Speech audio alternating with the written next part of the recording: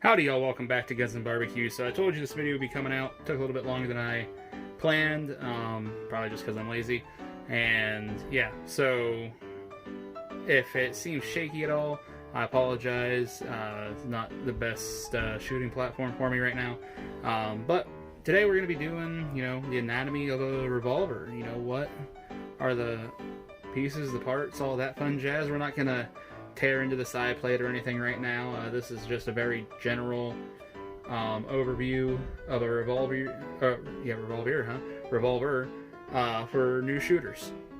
So first off, let's just get to the basics. Let's say you've got a revolver. This is my 329 PED Smith & Wesson. You got your grips, your frame, then you've got your barrel out here. This here is going to be your cylinder, which revolves. Right here in the rear, you've got your hammer. This has already been safety checked. Don't worry, you'll see that in a minute. Now this is a double action, single action, which means you can just pull the trigger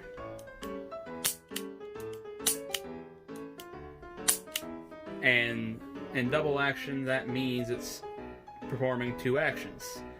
The first action is the process of cocking the hammer, and then the second action is actually firing the firearm.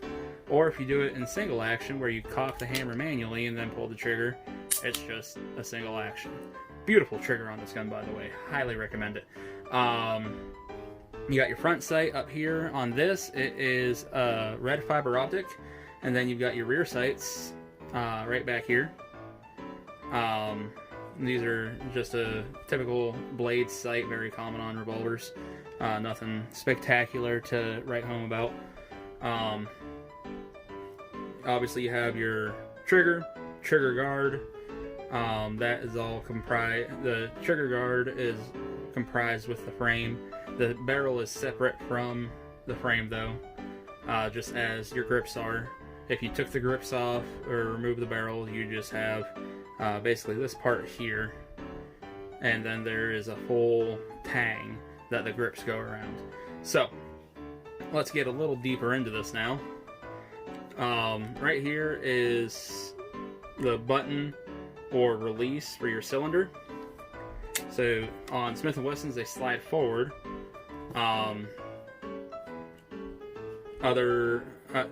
Ruger has a button that will just push in. Colt actually, I believe, pulls back.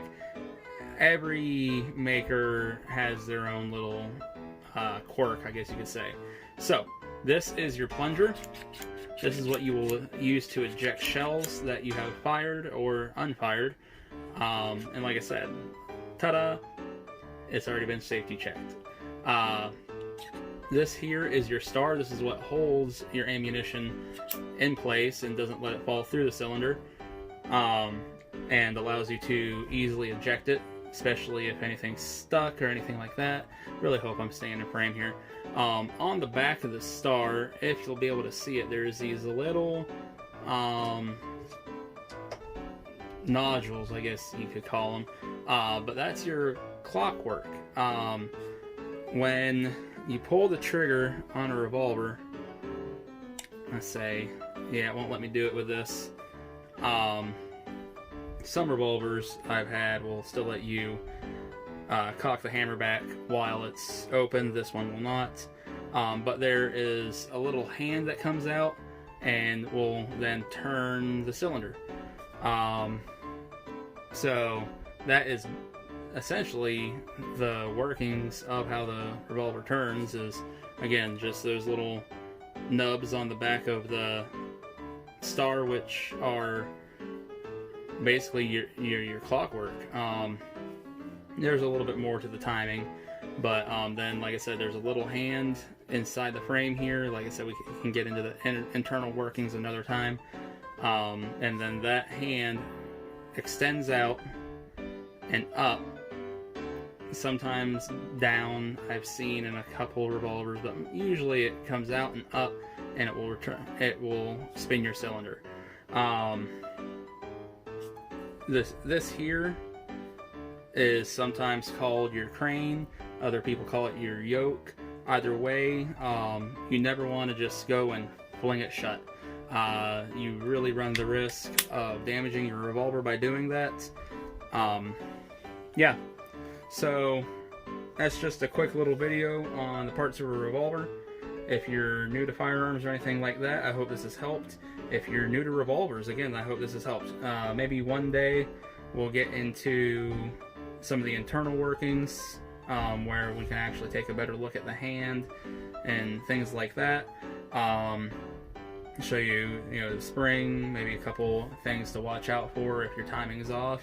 That brings up another video I should probably do, is how to check the timing on your revolver. So, anyways, I hope you enjoyed this. Please hit that subscribe button. Keep your guns firing and your smoker smoking. And I will catch y'all next time. By the way, just as a little fun fact, I will have a barbecue ribs video coming out here soon due to some malfunctions with my freezer, and I've got to get these cooked up now. So if that video is not out already, you will be seeing it shortly after you watch this one. Thanks again, guys. See ya.